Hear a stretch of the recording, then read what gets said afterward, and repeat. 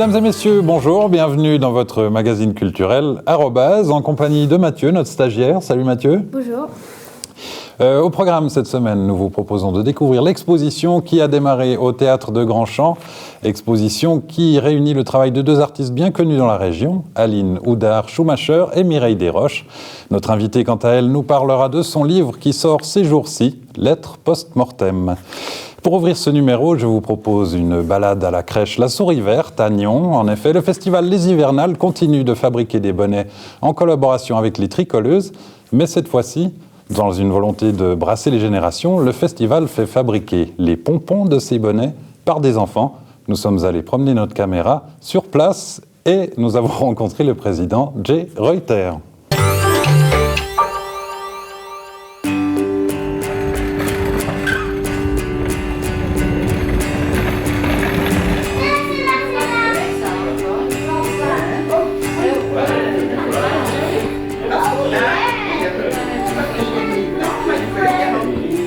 Qu'est-ce qui se passe ici à la Souris Verte? C'est quoi ces enfants qui travaillent pour les hivernales? On s'est dit qu'il y avait toutes sortes de formes d'esclavagisme de nos jours et qu'on allait en inventer une nouvelle. Non, plus sérieusement, l'idée de ce qui se passe aujourd'hui, de cet atelier, c'est que l'Union Nord-Est, dont émanent les tricoleuses, qui sont en partenariat avec les hivernales dans ce projet de bonnets tricotés, ont des liens avec la Souris Verte parce que justement dans l'idée d'échange intergénérationnel, c'était aussi important que les aînés voient des tout jeunes parce qu'ils ont des choses à leur apprendre, il y a une expérience de vie, il y a des choses à partager. Et puis on sait que les jeunes qui sont en âge 5, 6 ans, 7 ans comme ça, c'est des boules d'énergie qui ont de l'énergie à donner, à partager, et puis on s'est dit que ça pouvait être quelque chose de très chouette. Oui. Donc on s'est dit, mais est-ce qu'on pourrait pas faire des pompons avec ces jeunes?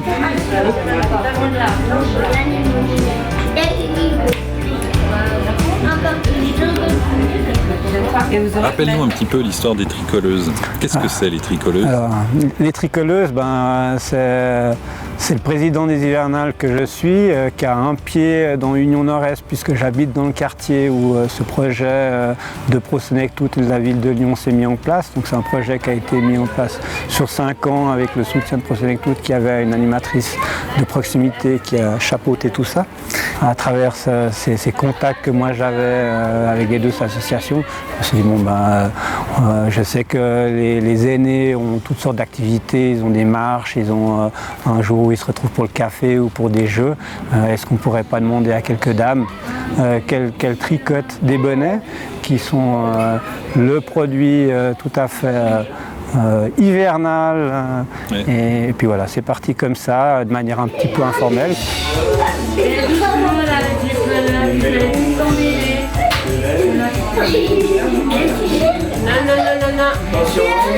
Non, les garçons. Aujourd'hui, ça a vraiment été un atelier qui a été organisé en accord avec les responsables de la Souris Verte, les responsables des hivernales et puis des tricoleuses, donc indirectement de l'Union Nord-Est. Pour moi, c'est le projet ultime parce que là, on a vraiment toutes les générations presque qui sont représentées puisqu'on va des petits bouts de chou jusqu'aux aînés en passant par, moi je suis au milieu, les gens qui font partie des hivernales. Donc c'est vraiment une superbe projet qui est en place en ce moment.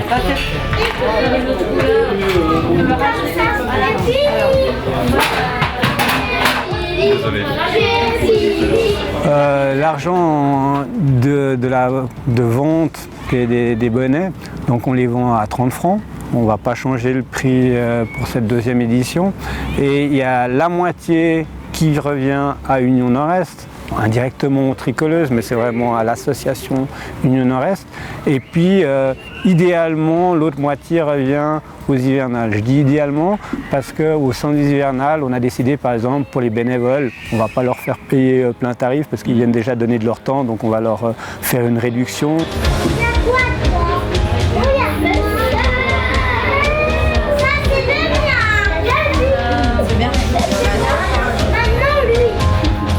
L'édition se présente bien, il y a un nouveau lieu qui va venir aux hivernales, ce sera le Saint-Jean, qui est donc un bar dans le bâtiment de l'hôtel de l'Ange, donc juste en bas du Petit Pertan, qui fera un petit peu le lien justement entre le haut et le bas, qui va remplacer le Café des Arts. Moi j'ai un sentiment un petit peu comme ça que les hivernales sont un festival pop, rock, électro, etc. mais aussi un festival assez humaniste. Est-ce que je me trompe? Alors moi je pense que c'est assez juste. Peut-être indirectement j'y suis aussi un petit peu pour quelque chose, puisque c'est dans ma nature d'être à l'écoute des gens, d'essayer de pouvoir aider. Pas sauver, mais aider les gens, peut-être qui ont des fois des soucis ou autres. Et moi, j'adore le contact humain avec toutes les générations, avec toutes les cultures, parce que je pense que c'est à travers l'échange humain qu'on grandit, qu'on apprend. Donc oui, je pense que ça se ressent pas mal sur les hivernales. Je pense que c'est vraiment ce qui se dégage de notre manifestation, c'est qu'elle est vraiment encore à taille humaine et où on est plus là pour essayer de faire les choses bien et que tout le monde soit content plutôt que de regarder seulement les chiffres en bas de la ligne, pour savoir si on est riche ou pas riche. La 5e édition, donc c'est un anniversaire, ça va être du 27 février au 2 mars. Ça aura lieu à moins d'une petite surprise de dernière minute, 9 lieux à travers la ville. On va dire c'est tous ceux de l'année passée, à part le Café des Arts qui devient le Saint-Jean. Le site internet c'est l'ancien, on va dire, avec 2-3 informations pour le nouveau.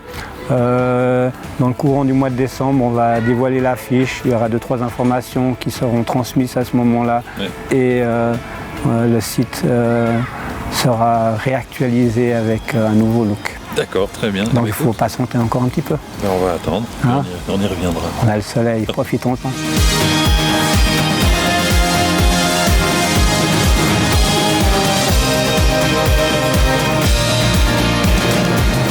On la connaît bien pour être la rédactrice en chef adjointe du quotidien de la Côte et pour avoir animé quelques débats sur Nyon Région Télévision.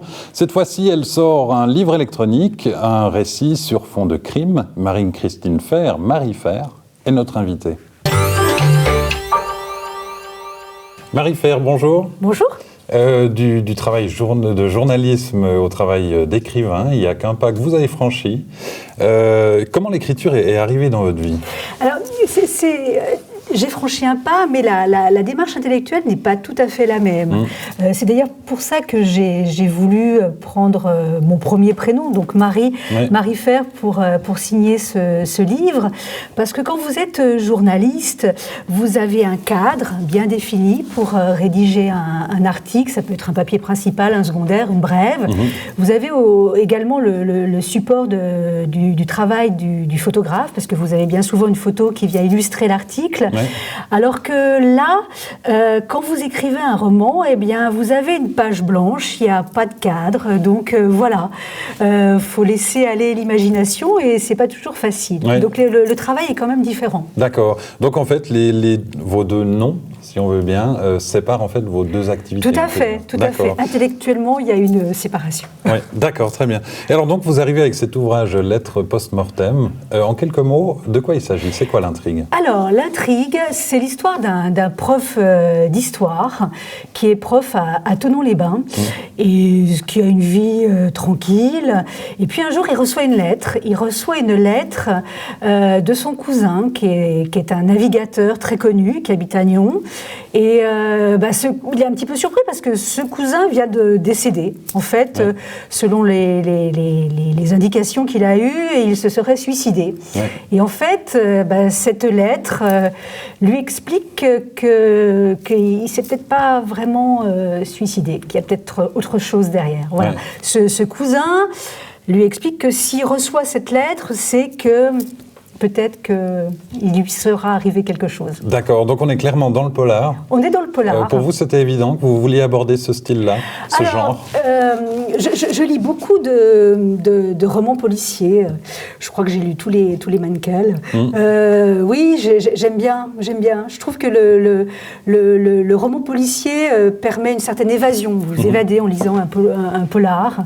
Et puis, oui, voilà, c'est un petit peu mon univers. Et alors du coup, cette intrigue, elle s'est imposée à vous par le genre même, ou bien c'est l'intrigue elle-même qui s'est peut-être présentée à vous Alors, j'avais envie d'écrire. J'avais envie déjà de localiser l'action. Il y a dans ce roman, en fait, mon héros, il habite Thonon-les-Bains, mais il vient à Nyon, et puis il va se déplacer dans une autre ville, c'est Aix-les-Bains, en Savoie, au bord du lac du Bourget, qui est ma ville natale. Et j'avais envie d'écrire une intrigue autour de ces trois lieux qui sont importants pour moi. Oui, tout à fait. Alors, on imagine bien que c'est beaucoup de travail. Vous me disiez juste avant le tournage que c'est pas forcément simple. Non. Qu'est-ce que ça représente en termes de temps ? Je peux pas vraiment évaluer le temps qui a été nécessaire pour écrire ce bouquin. Voilà, ma fille était petite à l'époque, elle faisait la sieste, c'était pendant ses siestes. Donc ça a duré quand même pas mal de temps. Voilà, c'était des moments de disponibilité qui m'ont permis de me lancer dans cette écriture. Ouais. Et alors, c'est quoi les difficultés particulières ? Alors, c'est la page blanche. Voilà, la page blanche. Il faut construire une histoire, il faut élaborer une intrigue, il faut décrire des personnages. Tout à l'heure, je parlais du travail du photographe qui accompagne le journaliste. Quand le photographe prend une photo avec des personnalités sur la photo, voilà, le lecteur peut imaginer qui est qui. Alors que là, quand vous êtes un écrivain, vous devez déjà décrire un personnage. Et tout dépend de vous. En fait. Et tout dépend de moi, dépeindre sa personnalité, nouer une intrigue. Donc c'est assez compliqué quand même. Oui. Alors, est-ce que cet exercice vous a donné envie de vous y remettre ? J'aimerais bien. Oui. J'aimerais bien recommencer. Mais c'est vrai que ça demande du temps, de la disponibilité. Il faut construire une histoire, dépeindre, comme je l'expliquais tout à l'heure, dépeindre des personnages. C'est pas toujours évident. Vous avez déjà une piste Alors il y a un lieu à Nyon qui m'inspire beaucoup pour commencer cette histoire. On en a beaucoup parlé cette semaine, notamment au conseil communal de Nyon. C'est le parc de la Morache. Je trouve que il pourrait servir de cadre. Il y a un décor. Après, il faut trouver des personnages. D'accord. Donc ça, c'est une affaire à suivre. Oui. Et alors, en attendant, Lettres post-mortem, on peut le trouver où ? Alors sur Amazon. Sur Amazon, vous pouvez le télécharger. C'est un livre électronique, donc pas de papier. Il n'a pas fallu d'abattre d'arbres pour l'imprimer. Voilà, c'est un livre électronique sur Amazon. D'accord, très bien. Et Marie-Fer, je vous remercie beaucoup. Merci beaucoup. Aline Oudard-Schumacher et Mireille Desroches sont deux artistes de la région, mais aussi deux amis qui ont décidé de sceller leur relation dans une exposition au titre évocateur, Moi et l'autre. Nous les avons rencontrés sur place au Collège de Grandchamp ce lundi matin.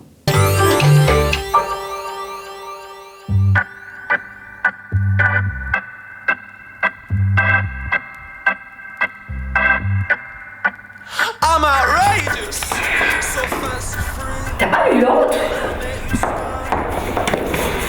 T'as pas vu l'autre ? Ah, mais elle est là. Au travail. Non, mais quand même. Non, il n'y a pas de problème d'ego. Au contraire, il y a eu même un laisser-place à l'autre. Elle fait des sculptures. Elle fait aussi des peintures. Moi, je fais que de la peinture. Donc, du coup, on a dit, c'est simple, tu t'occupes des sculptures. Moi, je prends la partie peinture. Et puis voilà. Donc... Ça s'est fait dans une franche camaraderie et tout à fait spontanément. On n'a pas eu besoin de trop en discuter. Ça s'est fait vraiment, mais très naturel. Non, à gauche, l'autre à gauche. Mais l'autre L'autre à gauche tout en haut. J'adore ces sculptures. J'ai d'ailleurs acheté une œuvre il n'y a pas longtemps. Son mélange de tout ce qu'on retrouve sur la terre. Là. Il y a du bois, il y a de la terre, puis la façon qu'elle travaille aussi, où elle rouille les choses et tout, et puis ses personnages. Tout le côté humanité et puis union. Alors, comment je travaille? Déjà, je n'ai pas de plan. Enfin, a priori, j'ai rien devant mes yeux ou quoi que ce soit. J'ai même pas une idée préconçue de ce que je vais faire. Je m'installe devant ma table avec des blocs de terre et puis je m'accorde quand même un petit moment de tranquillité, de méditation, on pourrait dire ça comme ça. Mais au moment où j'ai ce contact avec la terre, avec la matière, il se passe quelque chose. Il y a une énergie qui se met en place. Puis je monte la sculpture, ou un groupe, ou un couple, mais ça se fait un peu indépendamment de ma volonté. C'est quelque chose que je ressens. C'est souvent des terres noires que je cuis à haute température en mono-cuisson, et après je les patine justement, comme disait Mireille, avec des patines rouges, cuivre ou bronze. Mais ma démarche, vraiment, ma toute première démarche, c'est quelque chose qui vient vraiment de l'intérieur. Encore une fois, quand je fais des groupes de personnages, il y a souvent 6 personnes. On est une famille nombreuse, on est 6 enfants. Mais jusqu'à ce que je prenne conscience que c'était ça qui m'habitait, il a fallu que je m'interroge pourquoi je fais 6 personnages. Et souvent 3 filles, 3 garçons. On est 3 filles, 3 garçons. Mais ça se ressent, hein? Ouais, ça se ressent dans ses œuvres, le côté instinctif. J'aime l'humanité, donc j'ai le sentiment qu'en faisant des groupes, c'est un peu c'est englober un peu tous ces gens. Que l'on aime ou pas, c'est égal, mais c'est l'idée de partager, d'être ensemble, voilà. C'est l'ensemble. Alors c'est complètement, là c'est de guingois, comme dirait l'autre. C'est quoi? C'est de guingois. Ça penche à gauche. Oh, dis voir l'autre. Faudrait peut-être faire un effort. Ouais, je te dis, moi. Puis en haut, donc le guiglet ou le crochet, appelle ça comme tu veux, tu le pousses légèrement sur ta gauche. Moi, je suis toujours complètement bouche bée quand je vois le travail de Mireille. Il y a une telle méticulosité, une telle précision, un tel acharnement à vouloir faire les choses, tellement un travail pointilleux, un acharnement vraiment mérité, parce que c'est quand on voit les œuvres qu'elle peint, notamment dans le milieu animalier, j'entends. Je trouve que c'est vraiment très très très beau, poil par poil. On ne peut pas rester indifférent et on a envie de pénétrer dans cet univers animalier. La force de Mireille, c'est ça. C'est qu'elle est d'une précision redoutable. L'autre. Hé, on se calme. Oui. Pas trop. Aïe.